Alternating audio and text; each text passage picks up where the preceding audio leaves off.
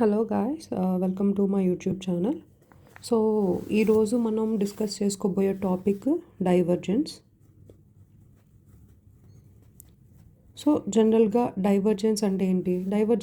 General meaning spreading కదా. So general meaning ఏంటి? Spreading. So ఇప్పుడు ఏంటి, డైవర్జెన్స్ని ఎట్లా రాస్తాం? డెల్ బార్ డాట్ ఏ బార్ అని రాస్తాం కదా. సో డెల్ బార్ డాట్ ఏ బార్ అంటే డెల్ ఆపరేటర్కి ఏ అనే వెక్టార్కి డాట్ ప్రొడక్ట్ చేస్తే దాన్ని డైవర్జెన్స్ అంటారు. సో డెల్ ఆపరేటర్ని ఎట్లా రాస్తాం?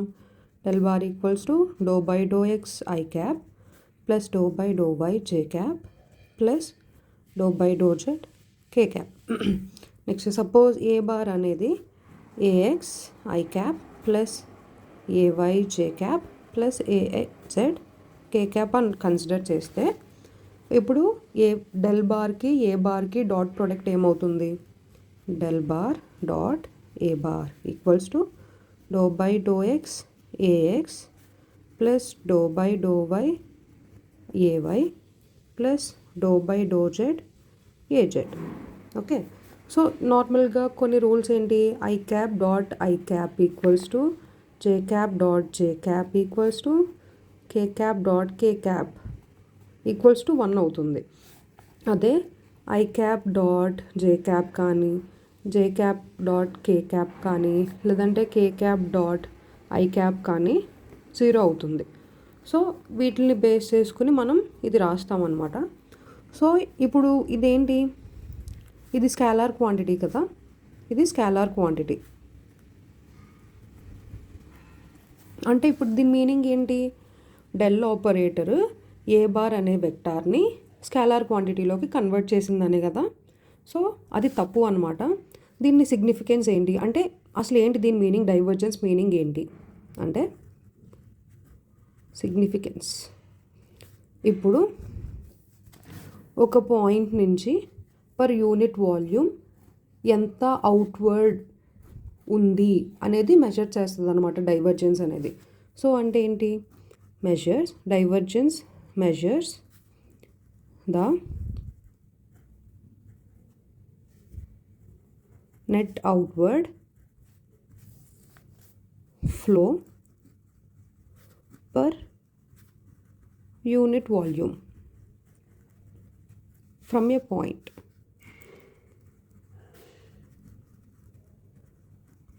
సపోజ్ మనం ఫ్లక్స్ కన్సిడర్ చేసామనుకోండి. జనరల్గా ఫ్లక్స్ అంటే ఏంటి?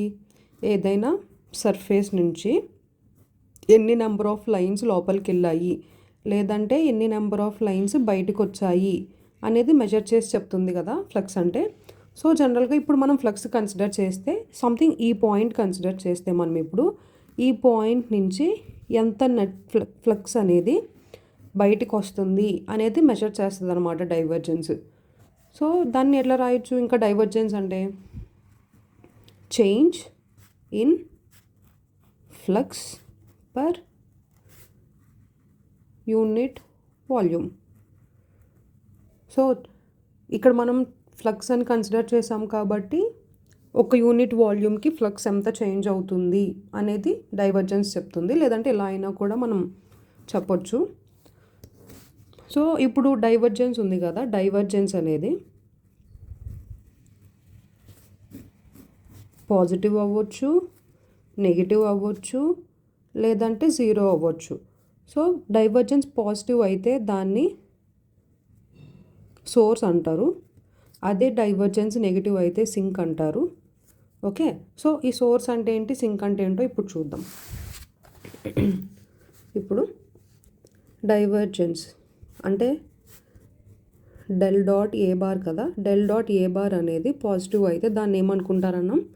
సోర్స్ అంటే ఏంటి? సో సోర్స్ అంటే ఒక పాయింట్, ఆ పాయింట్ నుంచి ఏదైనా బయటకు వస్తే దాన్ని సోర్స్ అంటారు.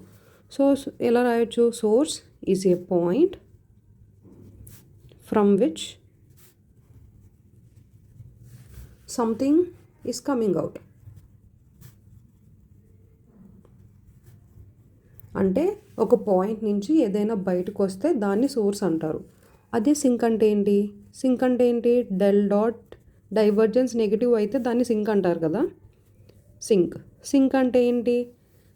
ఇక్కడ సోర్స్ అంటే ఏదైనా బయటికి రావడం అంటున్నారు కదా, సోర్స్కి ఆపోజిట్ సింక్ అనమాట. అంటే ఏదైనా లోపలికి వెళ్తే దాన్ని సింక్ అంటారు. సో ఎలా రాయొచ్చు? Sink is a point from which something is going in and disappears.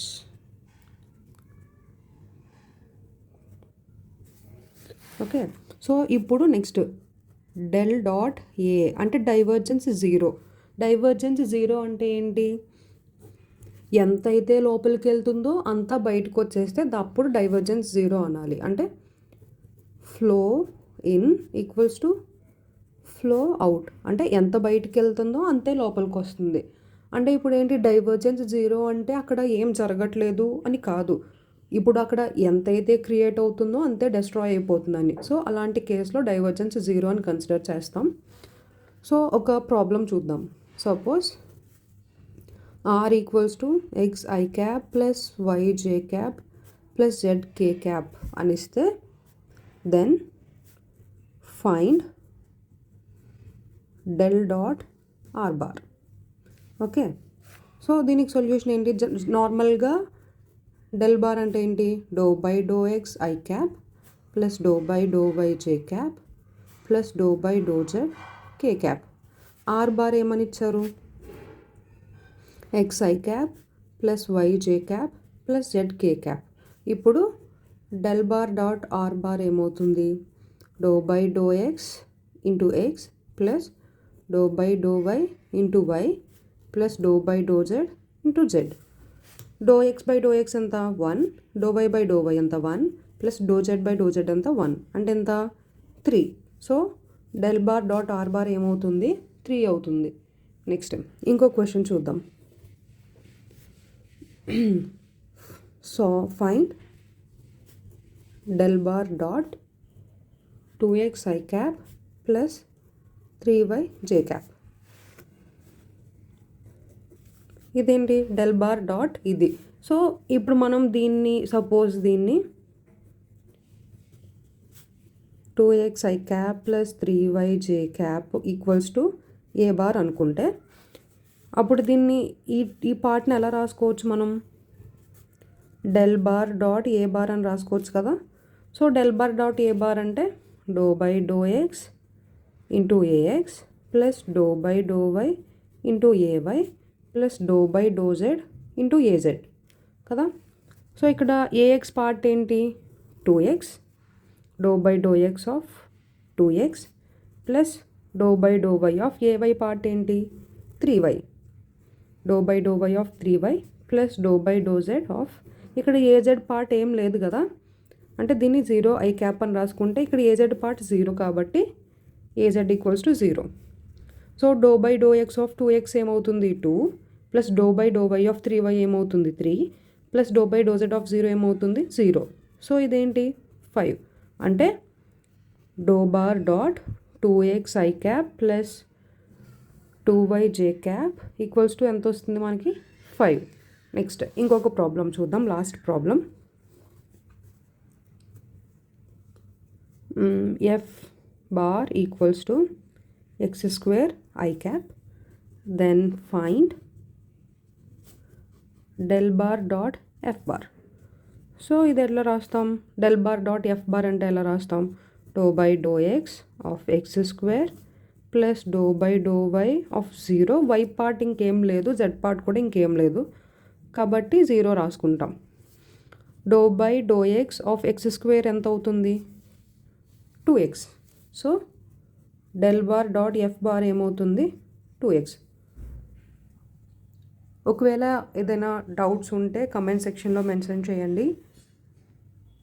మరిన్ని వీడియోస్ కోసం ఛానల్ని సబ్స్క్రైబ్ చేసుకోండి. Thank you.